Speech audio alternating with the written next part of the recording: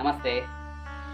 ಇವತ್ತು 3 ದೇವಸ್ಥಾನಗಳ ಬೆಳ್ಳಿಯ ಕವಚಗಳು ಅಂದರೆ ಶಿಲಾ ವಿಗ್ರಹಕ್ಕೆ ಹಾಕುವಂತಹ ಬೆಳ್ಳಿಯ ಕವಚಗಳು ನಿರ್ಮಾಣಗೊಂಡಿವೆ ನಮ್ಮ ಸಂಸ್ಥೆಯಲ್ಲಿ. ಅದರ ಒಂದು ಚಿತ್ರಣವನ್ನು ನಾನು ನಿಮಗೆ ತೋರಿಸ್ತೇನೆ. ಮೊದಲನೇದಾಗಿ ಇದು ಚೌಡಿ ವಿಗ್ರಹ, ಕಲ್ಲಿನ ವಿಗ್ರಹಕ್ಕೆ ಬೆಳ್ಳಿಯ ಕವಚ.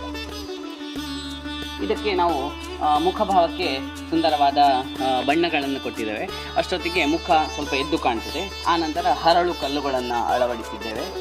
ಈ ಥರ ಬರ್ತದೆ. ಇದು ಸುಮಾರಾಗಿ 3.5 kg ಬೆಳ್ಳಿ ಬೇಕಾಗ್ತದೆ ಇಷ್ಟು ದೊಡ್ಡ ಕವಚಕ್ಕೆ.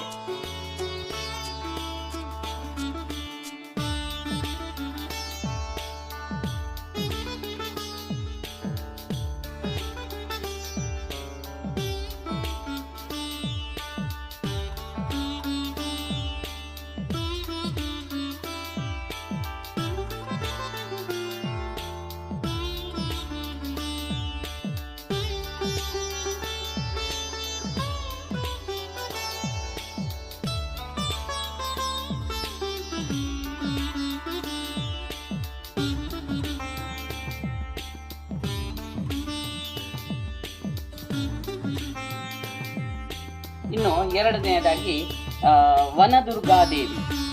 ಇದು ಸುಮಾರು 1.5 kg ಬೆಳ್ಳಿ ಬೇಕಾಗ್ತದೆ. ವನದುರ್ಗಾದೇವಿ ಇದಕ್ಕೆ ಕೂಡ ಕಣ್ಣಿಗೆ ನಾವು ಬಣ್ಣಗಳನ್ನು ಕೊಟ್ಟಿದ್ದೇವೆ. ಆನಂತರ ಹರಳು ಕಲ್ಲುಗಳನ್ನು ಅಳವಡಿಸಿದ್ದೇವೆ. ಹಿಂಬದಿ ಈ ಥರ ಟೊಳ್ಳು ಬರ್ತದೆ. ಅಲ್ಲಿ ಶಿಲಾ ವಿಗ್ರಹ ಇದೆ. ಆ ವಿಗ್ರಹಕ್ಕೆ ಇದು ಹೀಗೆ ಕುತ್ಕೊಳ್ಳುತ್ತೆ. ಬೆಳ್ಳಿಯ ಸುಮಾರು 1.25 ಫೀಟ್ ಎತ್ತರದ ಸುಮಾರು 1.5 kg ಬೆಳ್ಳಿಯ ವನದುರ್ಗೆ ದೇವಿ. ಇದು ಮೂರನೇದಾಗಿ ಮಹಾಗಣಪತಿ ವಿಗ್ರಹ. ಶಿಲೆಯಲ್ಲಿ ಮಹಾಗಣಪತಿ ವಿಗ್ರಹದ್ದು ಕೆತ್ತನೆ ಇದೆ. ಅದಕ್ಕೆ ನಾವು ಆ ದೇವಸ್ಥಾನಕ್ಕೆ ಭೇಟಿ ಕೊಟ್ಟು ಅಚ್ಚು ತೆಗೆದುಕೊಂಡು ಬಂದಿದ್ದೆವು.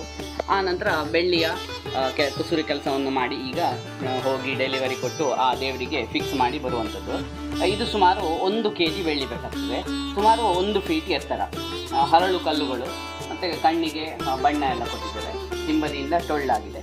ಶುದ್ಧ ಬೆಳ್ಳಿಯ 999 ಬೆಳ್ಳಿಯ ಶುದ್ಧ ಬೆಳ್ಳಿಯ ಕವಚಗಳು.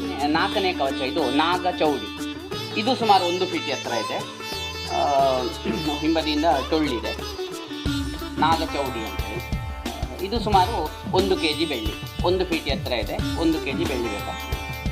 ಚೌಡಿ ವಿಗ್ರಹಕ್ಕೆ ನಮ್ಮ ಕಸ್ಟಮರ್ ಒಬ್ಬರಿಗೆ ರಿಕ್ವೈರ್ಮೆಂಟ್ ಇತ್ತು. ಇದನ್ನು ಜೋಪಾನವಾಗಿ ಅವರಿಗೆ ಇಡುವಂಥ ಸಲುವಾಗಿ ಸ್ಟೀಲಿದ್ದು ಬಾಕ್ಸ್ ಮಾಡಬೇಕು ಅನ್ನೋ ಅವ್ರದ್ದು ಒಂದು ಯೋಜನೆ ಇತ್ತು.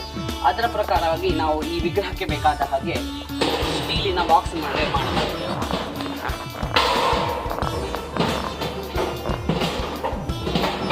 ಈ ಬಾಕ್ಸ್ನಲ್ಲಿ ಈ ವಿಗ್ರಹವನ್ನು ಹೀಗೆ ಇಟ್ಟು